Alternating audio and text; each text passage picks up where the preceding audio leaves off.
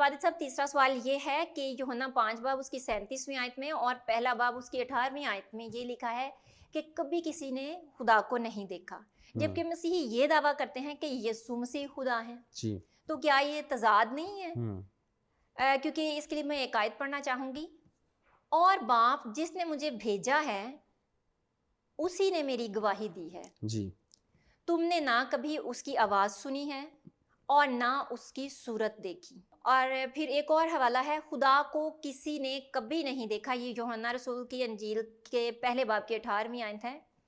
خدا کو کسی نے کبھی نہیں دیکھا، ایک لوتا بیٹا جو باپ کی گود میں ہے اسی نے ظاہر کیا.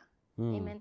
تو یہ جو حوالہ جات میں نے پڑھے ہیں ان کے مطابق مسیحی اگر یہ دعویٰ کرتے ہیں کہ یسوع خدا ہے تو پھر یہ بات کس طرح سے بیان کی جا سکتی ہے کہ خدا کو کسی نے نہیں دیکھا؟ اچھا، اس میں آپ نے دو حوالہ جات پیش کیے اور دونوں حوالہ جات جو ہیں یوحنا رسول کی معرفت دکھا گیا جو انجیلی بیان ہے اس میں سے ہیں. پہلا حوالہ 5واں باب اس کی 37ویں آیت ہے اور دوسرا حوالہ پہلا باب اس کی 18ویں آیت ہے. تو ہم دونوں حوالہ جات پہ بات کریں گے. پہلے نمبر پر تو میں یہ بتاتا چلوں کہ جو مسیحیوں کا عقیدہ یا ایمان ہے کہ خدا یسوع مسیح خدا ہے، یہ دونوں حوالہ جات جو ہیں ان حوالہ جات سے اس ایمان کی تردید نہیں ہوتی، نہ ہی ان دونوں باتوں کا آپس میں کوئی تضاد ہے. ٹھیک ہے. اچھا، اب یہ جو پہلا حوالہ ہے یوحنا 5واں باب اس کی 37ویں آیت، اس میں کہیں پر بھی نہیں لکھا کہ خدا کو کسی نے نہیں دیکھا. جی یہ کہیں اور بھی نہیں لکھا کہ خدا کو کسی نے نہیں دیکھا.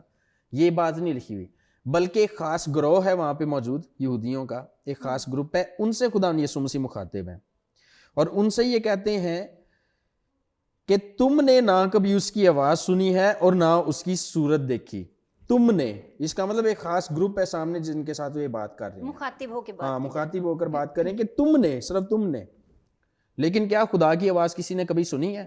تو اسی آیت میں اس کا جواب بھی ہے جہاں سے آیت شروع ہوتی ہے. خدا یسوع مسیح کہتے ہیں اور باپ جس نے مجھے بھیجا ہے اسی نے میری گواہی دی ہے. باپ نے گواہی دی ہے. اگر باپ کو کسی نے سنا ہی نہیں اور دیکھا ہی نہیں تو باپ نے گواہی کیسے دے دی پھر یسوع مسیح کی؟ اس کا مطلب پتہ کیا ہے کہ خدا کی آواز سنی گی. اور میں آگے آپ کو حوالہ جات پیش کروں گا، اگرچہ نیا عہد نامہ میں بھی ہے لیکن پرانے عہد نامہ سے میں حوالہ جات پیش کروں گا کیونکہ خدا یسوع مسیح اپنے سے پہلے کی بات کر رہے ہیں. تو مطلب کہ جو اعتراض کرنے والے ہیں وہ یہ کہتے ہیں کہ خدا یسوع مسیح اپنے سے پہلے کی بات کر رہے ہیں. تو یہاں پر خداوند یسوع مسیح جب کہتے ہیں کہ باپ نے میری گواہی دی ہے تو گواہی اسی صورت میں ممکن ہے کہ اگر وہ بولیں گے تو پھر ہی کسی کو گواہی دیں گے نا. اور اسی کے ساتھ میں آپ کے سامنے وہ حوالہ جات پڑھنا چاہوں گا جہاں پر خدا کی آواز سننے کا ذکر ہے. پہلا سلاطین 22واں باب 19 اور 20 آیت میں لکھا ہے، تب اس نے کہا اچھا تو خداوند کے سخن کو سن لے. میں نے دیکھا کہ خداوند اپنے تخت پر بیٹھا ہے. کون بیٹھا ہے؟ خداوند. میں نے دیکھا، نبی یہاں پر کہہ رہا ہے میں نے دیکھا کہ خداوند اپنے تخت پر بیٹھا ہے اور سارا آسمانی لشکر اس کے دہنے اور بائیں کھڑا ہے. اور خداوند نے فرمایا، کیا کیا خداوند نے؟ فرمایا. اس کا مطلب سنا گیا اس کے کہے کو. خدا فرما رہا ہے اور اس کا مطلب وہ سننے والا سن رہا ہے. اور خداوند نے فرمایا کون اخیاب کو بہکائے گا تاکہ وہ چڑھائی کرے. اس کے بعد اسی طرح یہ سایہ 6 باب 1 سے 5 آیت تک، جس سال میں عزیہ بادشاہ نے وفات پائی میں نے خداوند کو، کس کو؟ خداوند کو ایک بڑی بلندی پر اونچے تخت پر بیٹھے دیکھا اور اس کے لباس کے دامن سے ہیکل معمور ہو گئی. خدا کو دیکھا اس نے. اس کے آس پاس سرافیم کھڑے تھے جن میں سے ہر ایک کے 6 بازو تھے اور ہر ایک 2 سے اپنا منہ ڈھانپے تھا اور 2 سے پاؤں اور 2 سے اڑتا تھا. اور ایک نے دوسرے کو پکارا اور کہا قدوس قدوس قدوس رب الافواج ہے، ساری زمین اس کے جلال سے معمور ہے. اور پکارنے والی کی آواز کے زور سے آستانوں کی بنیادیں ہل گئیں اور مکان دھوئیں سے بھر گیا. تب میں بول اٹھا کہ مجھ پر افسوس. نبی کہہ رہا ہے میں تو برباد ہوا کیونکہ میرے ہونٹ ناپاک ہیں اور نجس لب لوگوں میں بستا ہوں کیونکہ میری آنکھوں نے بادشاہ رب الافواج کو دیکھا. ٹھیک ہے. اسی طرح سے اگر آپ دانیل نبی کا صحیفہ 7واں باب 9 سے 10 آیات پڑھیں تو وہاں پر لکھا ہے میرے دیکھتے ہوئے تخت لگائے گئے اور قدیم الایام بیٹھ گیا. خدا کے متعلق بات ہو رہی ہے. اس کا لباس برف سا سفید تھا اور اس کے سر کے بال خالص اون کی مانند تھے. اس کا تخت آگ کے شعلہ کی مانند تھا اور اس کے پہیے جلتی آگ کی مانند تھے. اس کے حضور سے ایک آتشی دریا جاری تھا.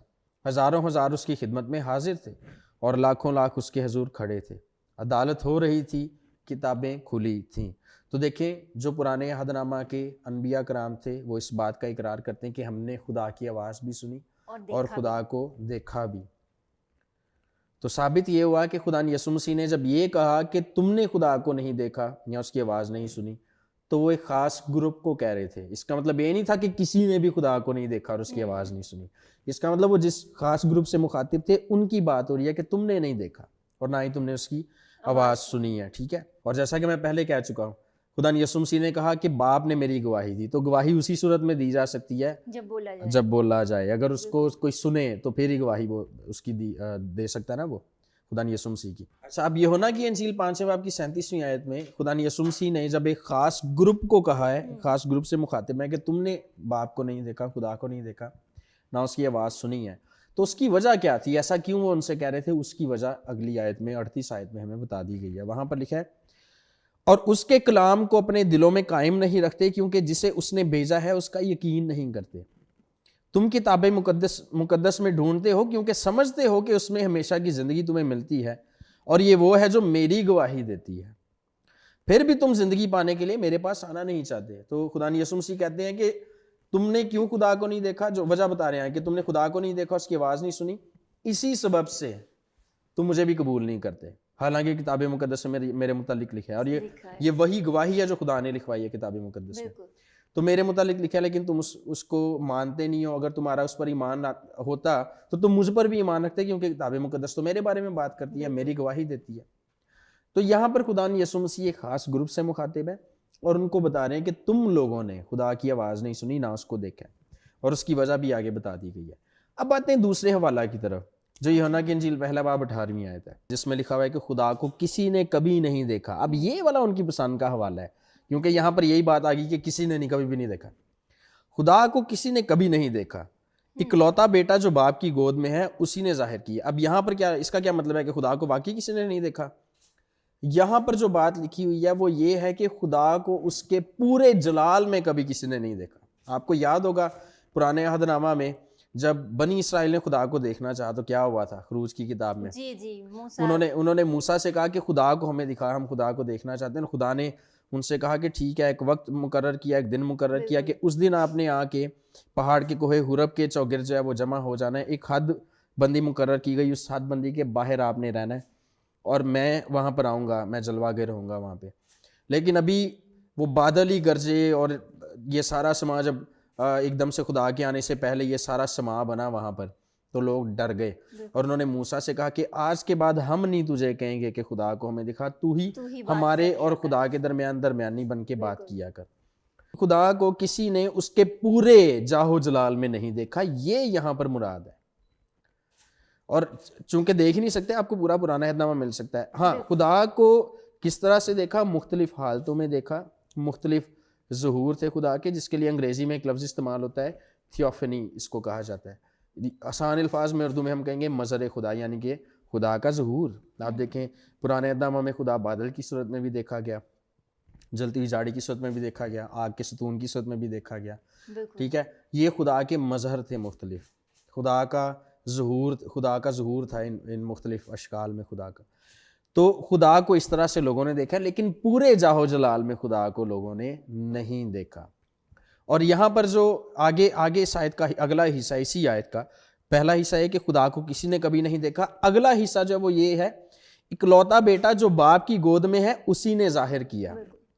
یعنی کہ جو خدا بیٹا ہے, خدا یسوع مسیح, انہوں نے باپ کو دنیا پر ظاہر کیا. تو کس طرح سے ظاہر کیا؟ جسم اختیار کر کے. اور اسی سبب سے 18 آیات سے پیچھے بھی اگر آپ پڑھ لیں, پہلی آیت سے 18ویں تک پڑھیں تو مزید بات واضح ہو جاتی ہے, جہاں پر لکھا ہے کہ ابتدا میں کلام تھا, کلام خدا تھا اور کلام خدا کے ساتھ تھا اور سب چیزیں اس کے وسیلہ سے پیدا ہوئیں. اچھا, پھر آگے 14ویں آیت میں لکھا ہے کہ کلام مجسم ہوا. یہ کلام جو خدا تھا, یہ خدا باپ کے ساتھ تھا, اور یہ کلام مجسم ہوا. اور اسی آگے چلتے جائیں تو پھر آگے لکھا ہے کہ خدا کو کسی نے کبھی نہیں دیکھا, یعنی کہ اس کی پورے جاہو جلال میں کسی نے خدا کو نہیں دیکھا. اکلوتا بیٹا جو باپ کی گود میں ہے اسی نے ظاہر کیا. اور بائی دا وے یہاں پر جو اکلوتا بیٹا کے لیے یونانی زبان کے الفاظ ہیں وہ ہیں مونوگینیس تھیوس. یہ بڑی دلچسپ بات ہے. وہ الفاظ ہیں مونوگینیس تھیوس. थियोस खुदा को कहा जाता है, मोनोगेनेस का मतलब है मुनफरिद इकलौता जिसके जैसा और कोई भी ना हो। तो मोनोगेनेस थियोस का क्या मतलब है, यानी कि खुदा का वो इकलौता जिसके जैसा कोई नहीं है। इसका एक अंग्रेजी तर्जमा है न्यू रिवाइज्ड स्टैंडर्ड वर्जन, उसमें इसका बड़ी खूबसूरती से तर्जमा किया गया। उस तर्जमा के मुताबिक अल्फाज इस तरह से बनते हैं, खुदा इकलौता बेटा, खुदा इकलौता बेटा जो बाप की गोद में है उसने जाहिर किया। तो यहाँ पर खुदा को खुदा बेटे ने, खुदा बाप को खुदा बेटे ने जिस्म इख्तियार करके दुनिया पर जाहिर किया। तो इस तरह से हमने खुदा को देखा। लिहाजा ये जो सारी बात है इसमें किसी किस्म का कोई तजाद नहीं, बस समझने की बात है। बिल्कुल, कि खुदा के जाहो जलाल को किसी ने नहीं देखा। हाँ, पूरे जाहो जलाल में खुदा को किसी ने नहीं देखा। और अगर देखा भी तो वो फिर यही बात कि मूसा तू ही खुदा से बात करके हमें अभी देखा भी नहीं था, अभी तो खुदा का नज़ूल हो रहा था। और वो सारा सिनेरियो जो बना वो भी उनके बर्दाश्त से बाहर था। हाँ जी। तो नाज़रीन, आपने समझ लिया कि ये बातचीत एक ख़ास तबके से हो रही थी, और तब भी लोग, सब ऐसा ही है ना कि तब भी लोग ऐसे थे जो बड़े सारे सवालात उठाया करते थे और मुखालफत किया करते थे। तो उन्हें तालीम देते वक्त ऐसी बहुत सारी बातें कही जाती थी। तो ये हमें समझ आ रही है कि आज के दौर की तरह तब भी बहुत सारे लोग सिर्फ क्वेश्चंस उठाया करते थे और कोशिश किया करते थे कि हम कुछ मुख्तलिफ निकालें, कुछ इसमें से निकालें कि ये ठीक नहीं, वो ठीक नहीं। लेकिन एट द एंड हमें पता चलता है कि बाइबल मुकद्दस में सब कुछ ठीक है और हम उसमें कोई गलतियां नहीं निकाल सकते, क्योंकि उसमें कोई गलती नहीं। खुदावंद का शुक्र करते हैं। इसमें एक बात मैं ऐड करना चाहूँगा कि असल में उस दौर में भी जो लोग पूछते थे उनके मुख्तलिफ मकासद हुआ करते थे। कुछ लोग शर्मिंदा करने के लिए खुदा यसु मसीह को अपनी तरफ से पूछा करते थे सवालात। कुछ लोग सीखने के लिए पूछते थे, जैसे निकोदेमस को आप ले सकते हैं। निकोदेमस ने पूछा कि मैं कैसे हमेशा की ज़िंदगी हासिल कर सकता हूँ। खुदा यसु मसीह ने कहा जब तक कोई नए सिरे से पैदा नहीं होता। और उसकी मासूमियत देखें कि चूंकि वाकई सीखने के लिए पूछा था, तो उसने कहा अच्छा नए सिरे से पैदा कैसे कोई हो सकता है, क्या उसे दोबारा अपनी माँ के पेट में जाना पड़ेगा, दोबारा पैदा होना पड़ेगा। तो बात करने का मकसद ये है कि उस दौर में भी मुख्तलिफ किस्म के लोग मुख्तलिफ किस्म के मकासद के साथ सवालात लेकर आते थे, लेकिन खुदा यसु मसीह उनके जवाबात देते थे और जिस नौइयत का सवाल होता था उसी तरह का जवाब उनको मिलता था। बिल्कुल, और हम खुदावंद का शुक्र करते हैं भाई साहब, और नाज़रीन के आपके साथ भी शेयर करूं कि हम खुदावंद का बेहद शुक्र करते हैं कि अगर आप सवालात सेंड करते हैं तो जैसे यसु मसीह अपनी तालीम में जवाबात दिया करते थे, आज खुदा के खादमीन बहुत सारे और पास्टर मैथ्यू जैसे हमारे साथ हैं, हमें उनकी गाइडलाइन मिलती है और हमें जवाबात मिलते हैं।